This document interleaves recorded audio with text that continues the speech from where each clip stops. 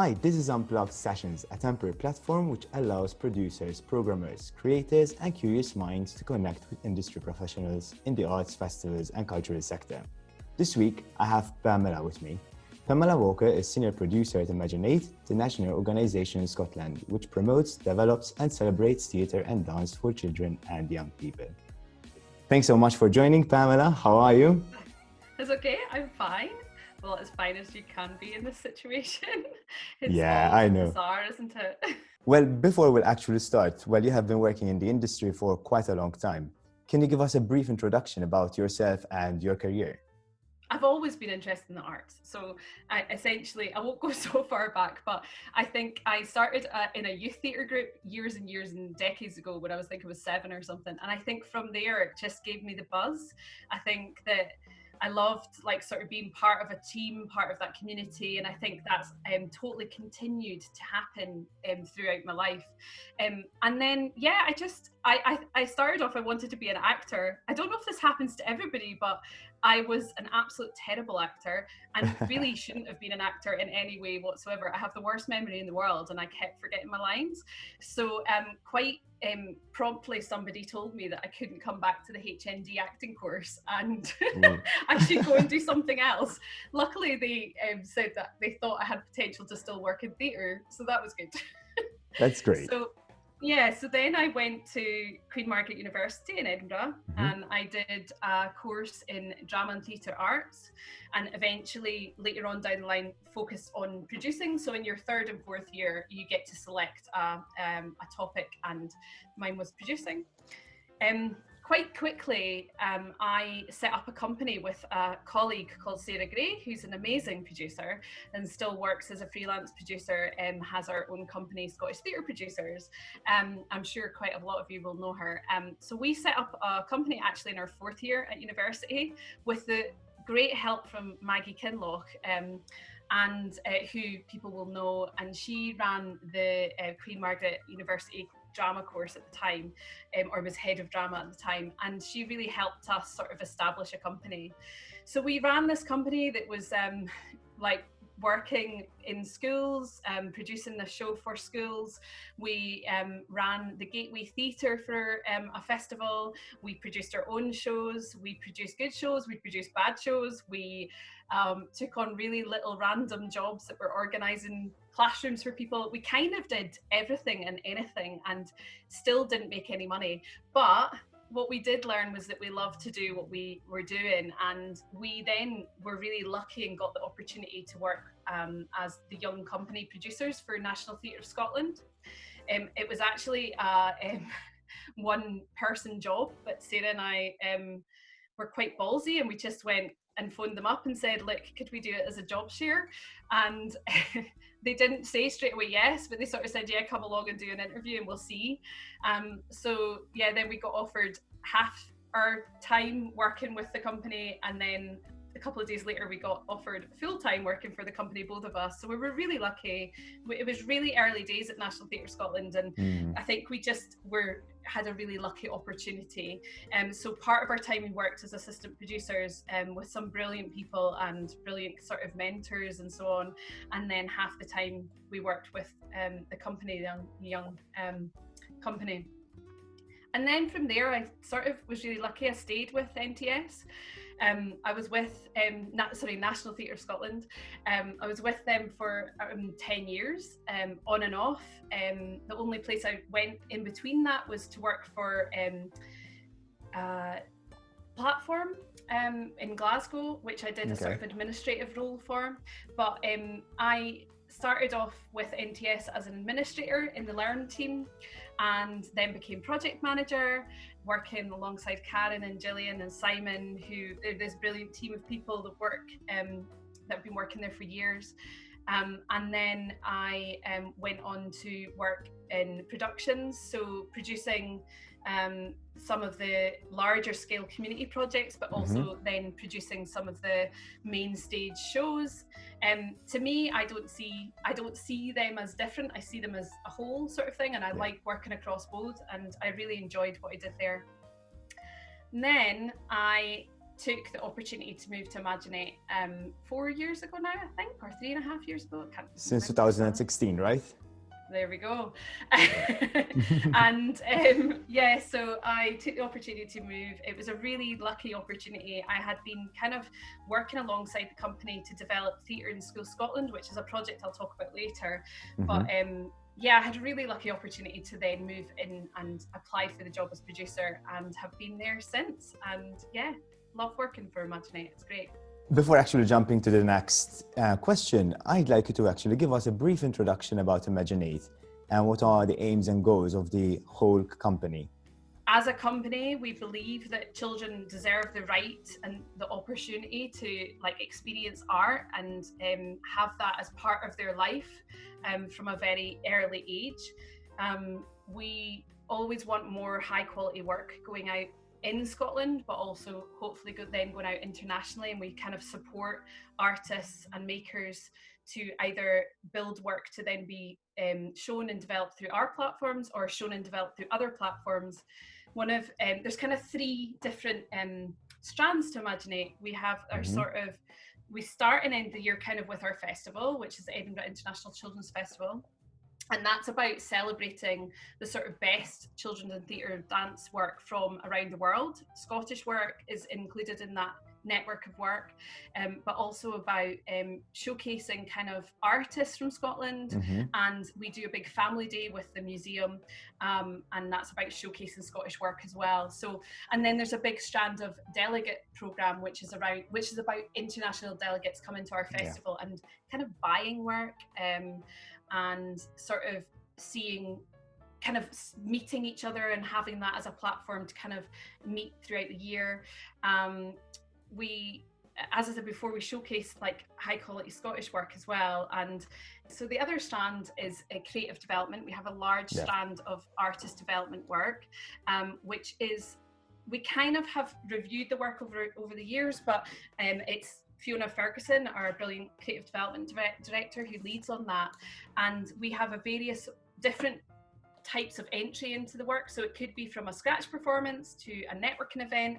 So artists might have small interaction with us throughout the year, or it might be that they become one of our accelerator artists, which is about taking an idea and kind of developing the work with us up to a point of hopefully either producing it with us or not, and producing it with other people. We also have a large strand of work called Push and Push Plus, which is our Creative Europe project, which has been going on now for the last 4 years, I think. This is our second sort of project with our international partners from different European countries. And then our large school strand, that is, a lot of it is quite new. A lot of it we've been kind of slowly building up in the last year, but there's a lot of work that Fiona has been doing way before I came to Imaginate, and Paul. And so yeah, we've got a large programme of schools work as well. So in your time, in your role, what was the experience like as the organisation expanded and you began producing a wider variety of projects? Imaginate's a brilliant organisation to work for, with a very small, but passionate and strong core team, and also a very strong freelance team that we work with throughout the year, and a lot during festival. And I was lucky, I got to spy on kind of Imaginate a little bit before I kind of went to as the role of producer, because with the project Theatre in School Scotland, I had been working on that with National Theatre in Scotland, and kind of trying to initiate and start building a network across the country. And I've always loved working with schools and communities and local authorities, and I love the challenge of kind of what that brings as well.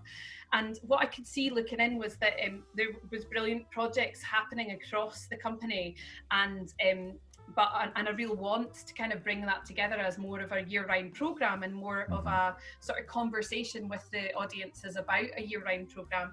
And it was happening anyway. It's just I kind of was there to help the process, I suppose, of bringing that all together. And with Paul, our brilliant chief executive, and Noel and Fiona wanting to work kind of more closely together and kind of have the strands kind of blend into each other a bit more. Yeah. So that's kind of what happens now, is that kind of hopefully creative development can kind of blend a bit more into festival blends a bit more into creative development, our schools project kind of blends with creative development, and a lot of the work we do across those aspects are kind of artist-led and continue to be artist-led. So we've, as I said before, we've been able to build up a really strong programme of schools work. And we, from when I started, we've built our team as well. And, you know, we've been really lucky to be able to get a producer who works alongside me called Anna, and she supports our Theatre in School Scotland programme. But we also kind of have Kirsty, who kind of works in our school programme. And we're continuing to kind of build partnerships as well to help kind of, we don't want to become a monopoly, but we want to be able to kind of do all of these aspects of what we do well. And, you know, having that support around it can help with that. And having more conversations with schools and teachers helps our audience for festival, helps kind of our work that we're doing with the Theatre in School Scotland, and kind of what that is in developing in the future sort of thing. So yeah, that's which are the young children and the young audience actually is our future. So it's important to actually invest so much time in this, and Imaginate is there to do that. Yeah, well, but they're our audience now. Exactly. So that's what we always talk about, is they're not our future, they are here now, and you know, they deserve as much as I deserve. So, you know, I think that's why Imaginate is so important in the sort of makeup of Scottish theatre, I think, and dance. I think what we can hopefully do is kind of bring those elements of our sector together and kind of just channel that out and go, like, this sector is important, and this is important because it's about building that work for children. So, yeah. Well, working across all these projects, what are some of the challenges that you actually face as a producer? Yeah, I mean, there's quite obvious challenges, which I'm sure every producer watching this will be like, yeah.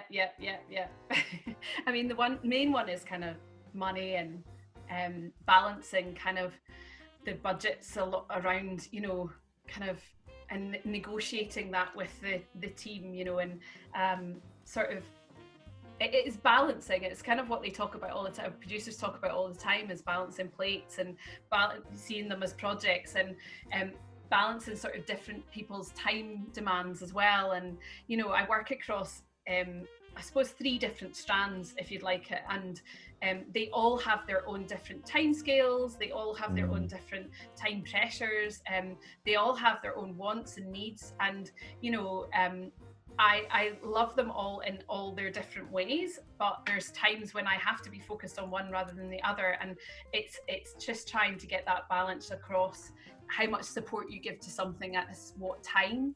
Funders have quite a lot of demands, and you know, and managing that sort of funders' demands is something that she manages really well, and I work with her to help that kind of demand and kind of what we can achieve through our projects, and what we can achieve kind of for festival to kind of help what they want out of that partnership. Of course. I think partnership is sort of key to producing. I think everything you do is kind of based on a partnership or a relationship with somebody else, and keeping those sweet, I suppose, a lot of the time. That can also be quite challenging.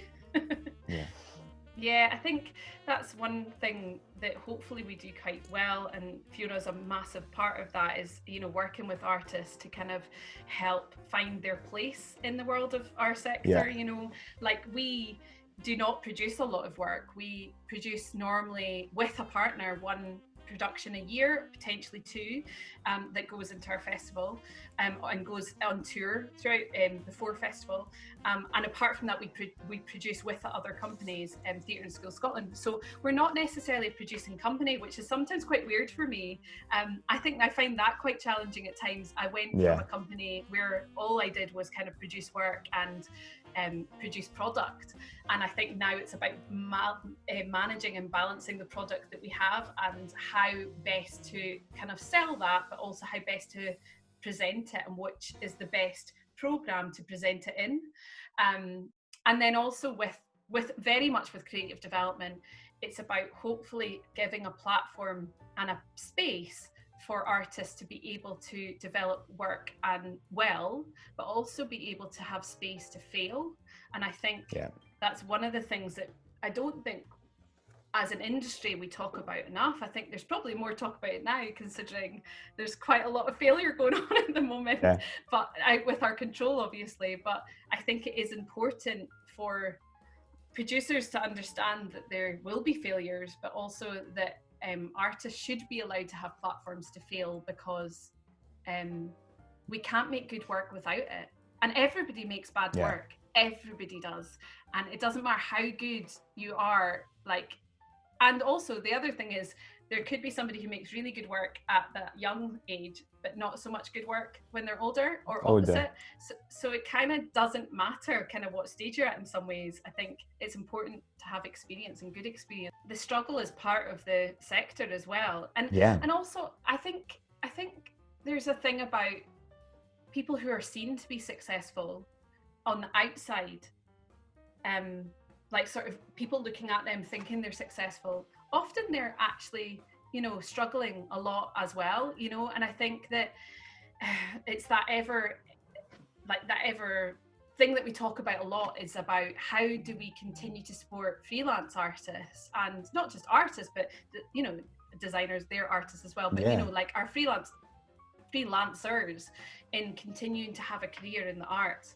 Because actually, even when somebody is successful, you know, a successful writer or a designer, they're still struggling a lot of the time. And it's an interesting balance that we really have to watch, is how much we support those people still, because success doesn't often mean that they're successful financially, you know. So let's speak about the festival for a bit. So as you already said, the festival is only one of Imaginate's annual activities. So, well, we kind of already spoke about it, but can you talk me through the collaborations of the festival? For example, how far in advance the preparations start for the festival, and how many artists and venues do you have from year to year? And also, what are the key responsibilities that you have in bringing the festival to life? Jordan's our festival director. He programs our festival. It's a curated festival of around 15 shows. Noel is continually programming, so he is out a lot, not at the moment unfortunately. Poor man is in his house, his beautiful house, but is in his house quite a lot right now. But he's normally out a lot of the year watching a lot of performances and visiting international festivals, visiting festivals in the UK, and just continually watching work, really. And so he is doing that as an ongoing process. But we start to talk properly about a program of work for the next festival about 18 months before. So I suppose, like, for example, in May, our festival was supposed to be in May this year. So about 6 months before that, Noel is already like kind of going, right, we've got that lockdown, and we're already starting to negotiate deals with those companies for the 2021 festival. So about 18 months in advance, we are already setting in stone some of the companies that are coming to our festival. So there's always a number of performances that will come in later. So we have a bit of a deadline that is set by marketing or by our sort of team that is basically October. So we've normally got to kind of have our program set by then. Sometimes we have little shows that come in that Noel have seen in October that we sneak in at the end. But because we have a program of work that goes, our school's program launches for sale in January each year. So we have to kind of have the final deadline of like the end of October. Yeah, and then we, as I say, we worked with around 14 to 15 companies to present productions throughout the main festival program. For Family Day, we can work with, Family Day has a little bit of a different kind of process, and we work with a curated program as well as a call-out program. Our call-out program is normally later in the year, so a little bit later in the programming stage, but we don't we put information about our Family Day in our program, but that doesn't necessarily go out publicly about what it is until later. So we've got a little bit more leeway with that.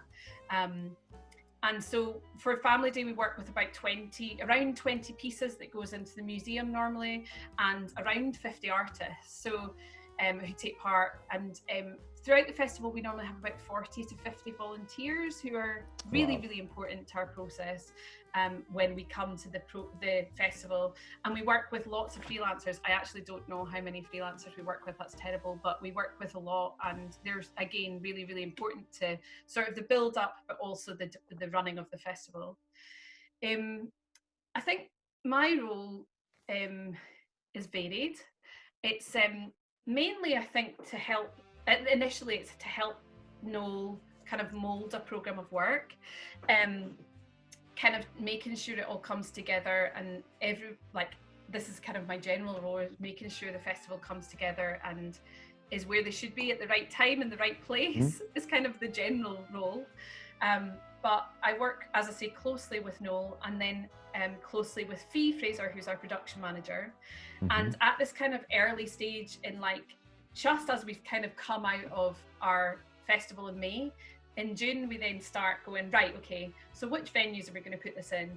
What does this look like? You know, what technical aspects? Fee will start talking with our technical manager normally at that stage about the technical aspects of the work, and kind of, will it work in the festival theatre, or will it work in the Traverse? You know, how big is this? You know, and kind of, it's all work that's been performed a number of times normally before.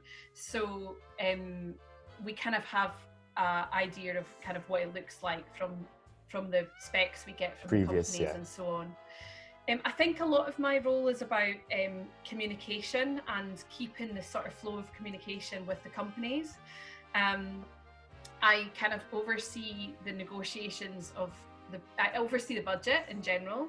I oversee the negotiations of the fees. Like, Noel will initially start a conversation with companies, and it's almost sometimes like good cop, bad cop. I probably shouldn't say that, but it is sometimes a bit like that. But yeah, we work closely with the companies for a start, and then kind of I take over that sort of role of coordinating that negotiation for contract, and talking about kind of additional costs to do with kind of freight and travel and so on, and that kind of logistical element. And working, as I said, really closely with Fee. I think we couldn't do the festival without her. It's just, production is so important to getting it right. I obviously work with the venues that we have. We have normally about 8 to 10 venues is our average of who we work with, and they're all spread across Edinburgh. And we normally work with Brunton and Musselburgh as well. So kind of mainly Edinburgh, but one kind of East Lothian venue as well. Because you try to use different locations in Edinburgh just to give the chance to so many different schools from different areas to actually attend, right? Yeah, that's our key, is that our schools are our biggest audience. We get around 10,000 children with their teachers come into the festival. And we, touch wood, our record so far in the last couple of years has been really high. We've been over 90% sales with schools, and it's been, last year was higher than that. Obviously this year was nothing. It's all right. But the next one will be even bigger. Hopefully, yeah. I know that's the strange thing about cancelling this year, is that this was the first year that, well, I mean, I'm not saying the festival's 30 years old, so actually, to be fair, it could have been in some point over more than 9 days. But this year we were planning to extend our festival to kind of have more days that were specifically for schools audiences. So it's kind of interesting how we had to put that on hold, but you know, it'll come back and we'll be back soon, hopefully. So definitely. Next question. Unfortunately, well, we have to speak about the current situation. And the next question is, how will Imaginate respond to the shift happening in the Scottish education system because of COVID-19? Does there need to be a shift in how artists actually are implementing in such settings? Mm-hmm. So yeah, this is the hot topic at the moment, obviously, for obvious reasons. As I said before, I touched slightly on our Ideas Fund project. So I'll just talk a wee bit about that. So our Ideas Fund project came from actually when we decided to cancel the festival. There was talk about how do we respond, how do we engage with our audience past, you know, when there's no festival to offer them.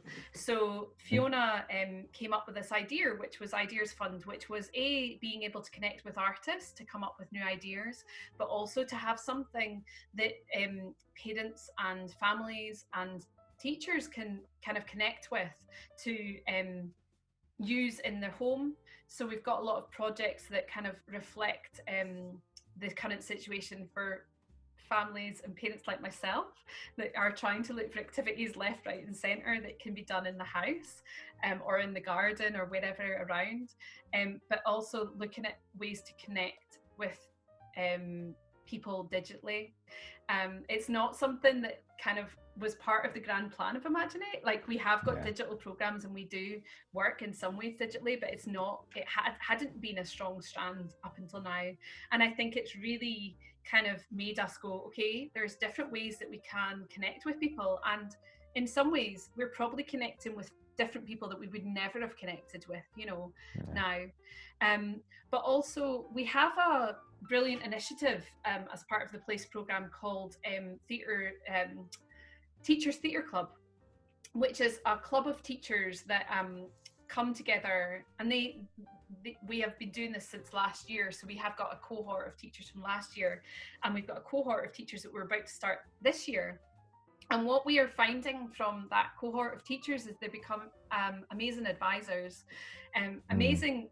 but also amazing partners. And so we're kind of continuing to talk to them and take advice. Obviously, with Theatre in Schools Scotland, we've had to put a pause on that programme for now. But we are talking with the artists that we were supposed to be working with and companies that we're supposed to be working with in the autumn in how we kind of maybe do an alternative programme or how we look at it in a different way. We don't know we still don't know what's going to happen in autumn. We don't know if we'll be allowed into schools as yet. And I think the situation is ever changing. I know as a parent, I've not even been told kind of what the situation is for children going back into school next year. I know that there's been talk of part-time learning and so on. But I definitely think, like, companies and us and artists will need to be a bit more flexible.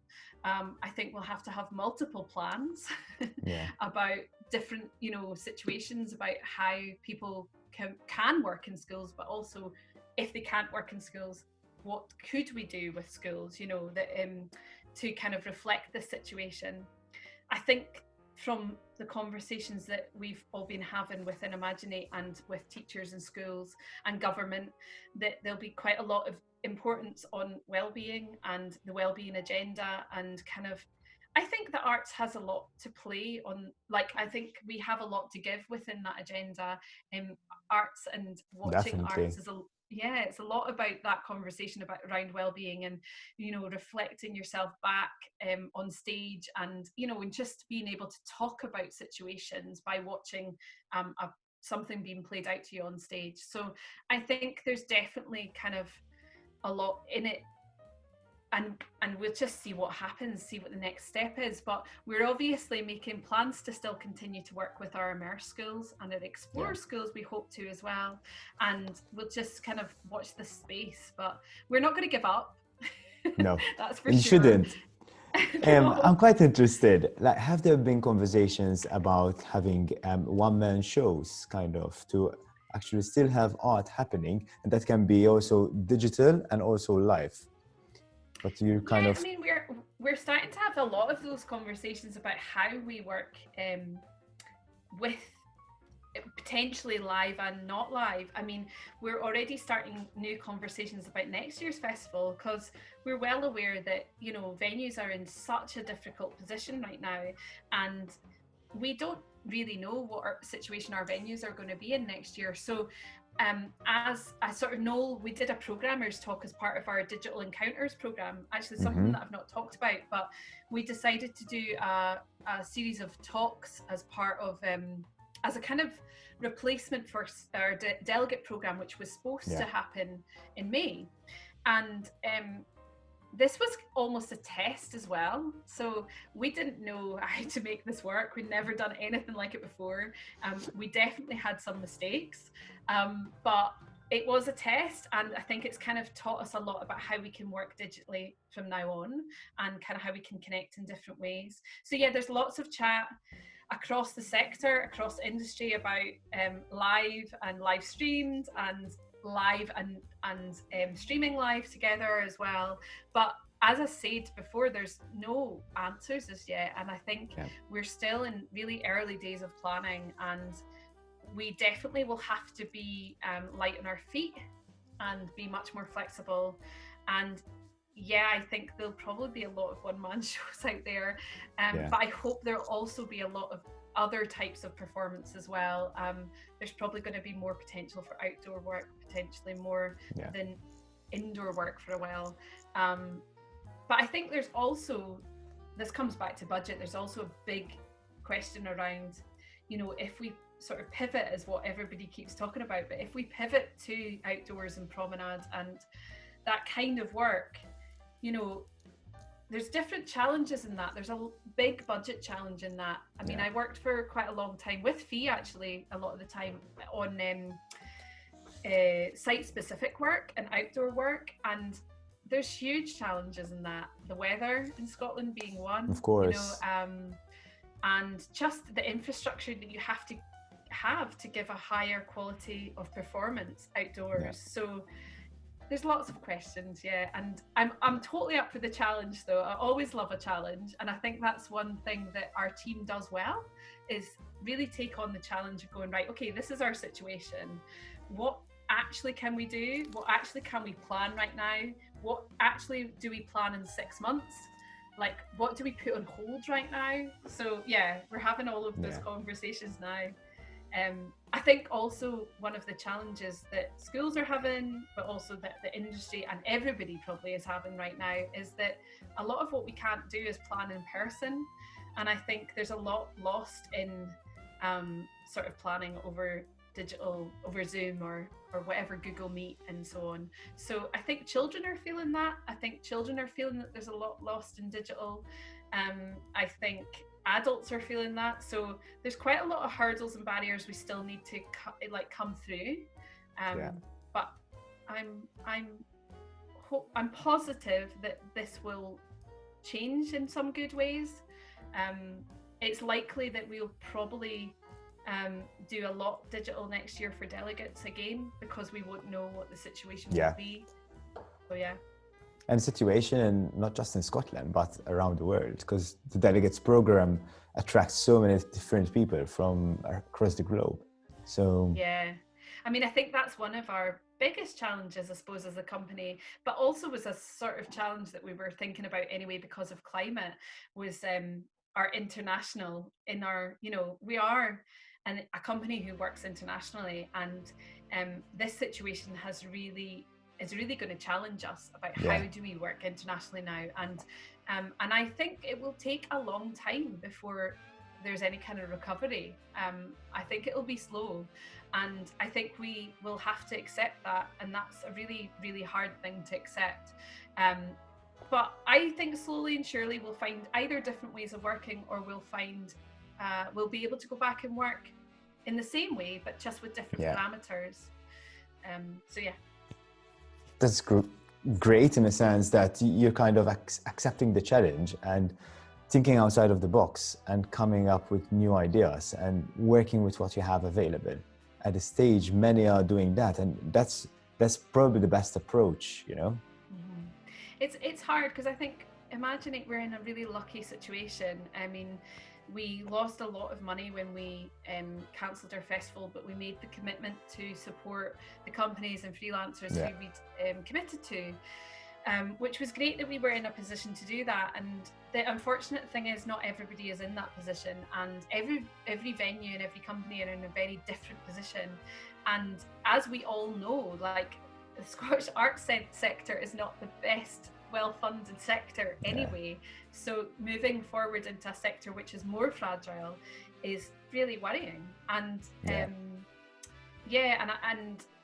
there's been lots of conversations, but I think there needs to be much more conversations about the freelance sector and how the sector supports, or how government, not even our sector, but just how government supports that sector and holding those freelancers and making sure that they have a job to come back to, you know. True. So do you feel that the arts sector in Scotland champions diversity and equality? What are some of Imaginate's key responsibilities in making sure to have diverse program throughout the year? I mean, it's a really important topic as well right now.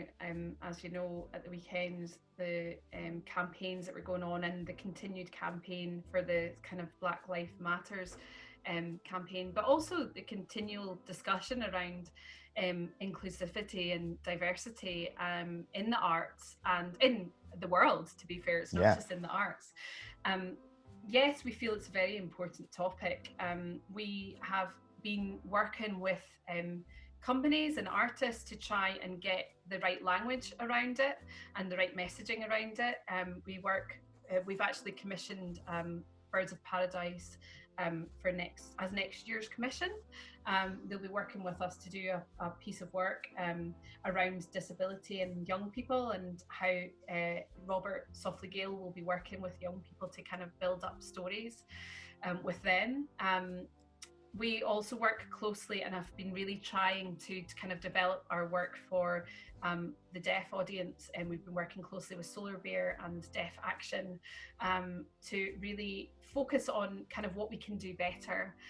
We definitely know as a company we're not perfect, and we're working, with others, experts hopefully, who can kind of guide us in the way that we work.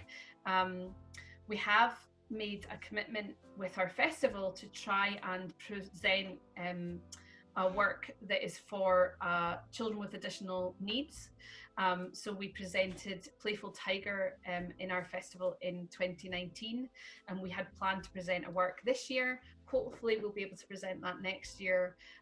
So we've kind of made a commitment that we are going to try and find a work that we can present each year at festival and hold the slot as long as we can. There's also challenges in finding that work. There's not a huge amount of work being made, and hopefully the more and more platforms there are for that, the more and more work that will be made for that audience. We are continuing to try and develop artists from different backgrounds. We definitely have challenges around that. People are not so forthcoming. We are trying to be as open as a company as we can and try to kind of listen and hopefully try to kind of have strategies where artists who have never worked in the young audiences sector can kind of come and speak to us, or kind of come and watch work with us and maybe go to an international festival with us. So there's opportunities from very small to kind of the very, to the commission sort of thing. And we hope that that we're connecting or trying to connect with the right the sort of people to kind of help our work become more diverse. And one of our projects that we're working with, I highlighted kind of below, is our project Push and Push Plus. Okay. We have different topics that we kind of focus on. One of those topics is different bodies. We were supposed to have a lab in September in Norway. I'm so disappointed we're not going to the Lofoten Islands in September now. But yeah, we have kind of labs, artist labs, which is kind of our starting point with Push. So there's kind of 3 ways that artists can access Push, and essentially it starts with kind of a lab. So for example, our last lab was around failure and the topic of failure, and that lab took place in Belgium, and then there was then a residency at the Arc in Ireland, and then the next stage is kind of presenting work at a festival, and that was supposed to be in Denmark. So we're kind of trying to kind of tackle some difficult subjects and some difficult topics. With Push, one of the topics was gender and sexual identity, and kind of looking at some of those more difficult topics, but also some artists that may not ever come to us in a through just our normal sort of pattern, but kind of reaching out to different kinds of artists who may not find a path through what we do, and hopefully through this sort of project they'll see a way in, or maybe it's that they'll see work that is presented by one of these Push artists that then will start a conversation or start a discussion to then hopefully connect in a different way to our work that can then lead to something. But yeah, we try to hopefully make our application process through creative development as kind of open as we possibly can. as I said before, Nola is continually seeing work and is trying to see as much diverse work from as many diverse countries as possible, and will continue to do that as when we can get back out there and we can kind of connect more. So yeah. I was about to mention that actually the festival being an international festival gives you the opportunity to actually get work from abroad, which is quite diverse, and it's giving the audience here in Scotland to actually engage with that work. Yeah, and that's obviously one of our aims, is to kind of show a different sort of society, a different culture. Yeah. That's kind of, it comes through the work, obviously, and the work, again, it comes back to the quality of the work is the most important part within festival, and and presenting a kind of diverse range of work within the festival is important, to a diverse range of ages as well. So yeah. But yeah, I think our sector definitely has the want to be more diverse and inclusive. I think there's still a lot of work to do, and I definitely feel there's still a lot of work to do within our company. I think there's a lot of work to do within the industry. I think there's more and more things happening, but I do think that we need to be more open as companies. I think also, this might be very controversial, but I think also there needs to be changes top down. I think, not necessarily, well, I mean, maybe in Imaginate, but I mean, kind of in general, I think that, there's a lot of kind of change that needs to happen from that sort of chief executive level. And only boards and kind of people at that level can make those decisions and make those changes. So yeah, maybe hopefully one day I'll have the kind of power to do that. Right now I don't. Well, we need change, and I think it's only that gives that opportunity of introducing new things and introducing new ideas and getting the ball rolling again, So yeah, I agree with you.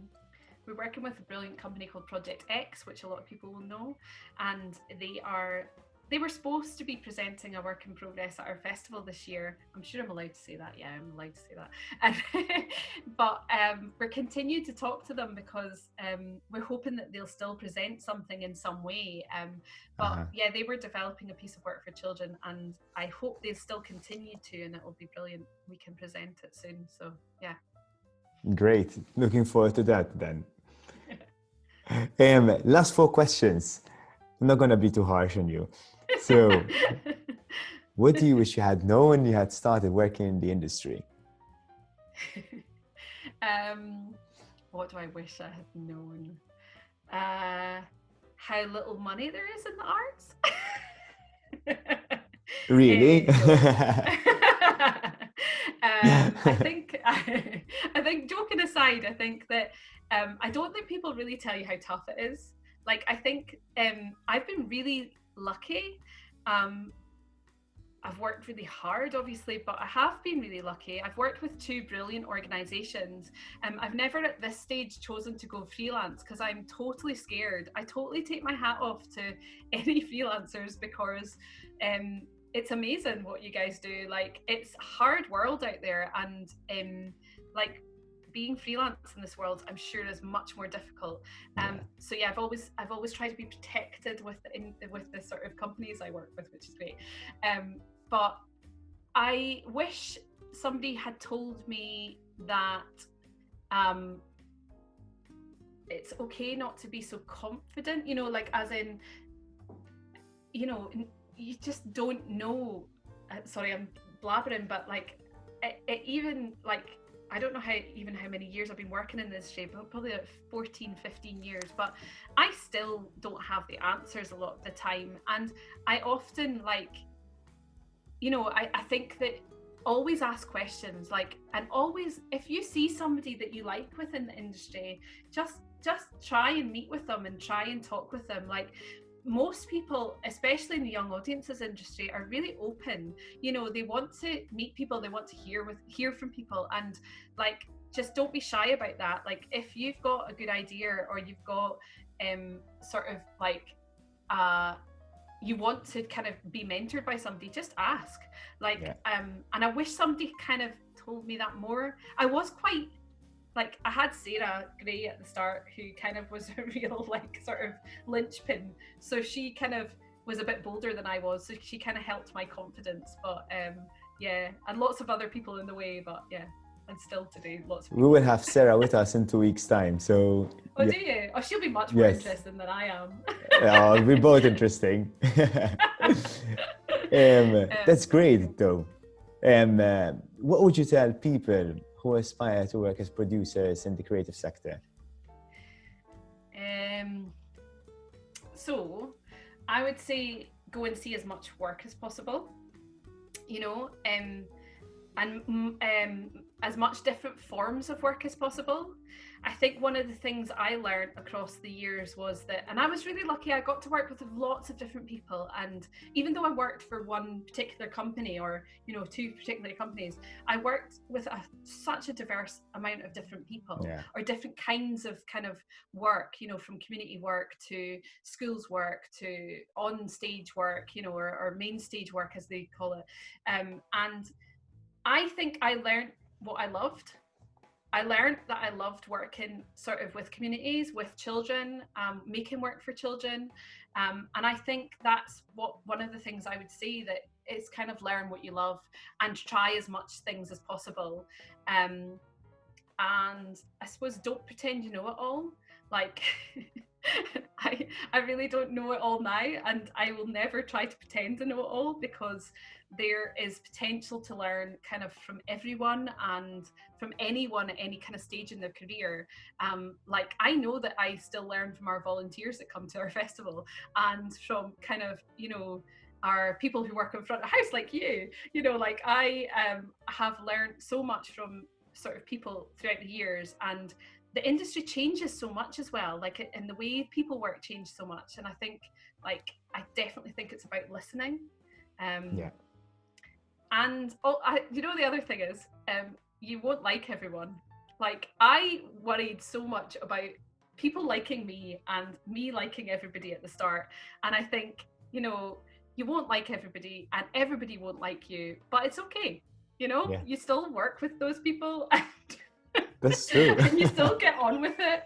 And I think as soon as you kind of get to a point, and I still don't know if I'm there yet, and I think I'm kind of saying these things to myself also, but I think when you're there and you can accept that it's okay to be not liked, I think it's easier.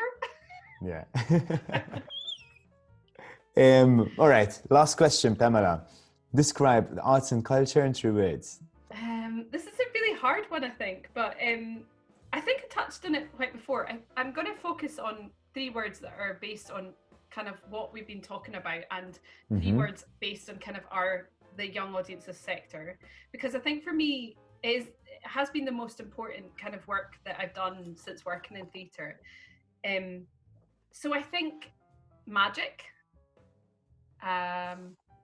emotional, and I think the last one is 2 words, but I'm going to say it anyway. Is I think the arts is life-changing, and we can do a hyphen, can't we? Yeah, we can. That's great. Yeah, I think it genuinely is, and it can be for other people, but also it was for me. So love them. Thank you. Thanks, Pamela. Well, thanks for inviting me. I really don't do these things very often. I hate to see myself on screen, so I'll probably never watch it back, but yeah. I hope you enjoyed it. I did, yeah, it was great. That's great. Thank you. Okay, thank you. Bye. Bye.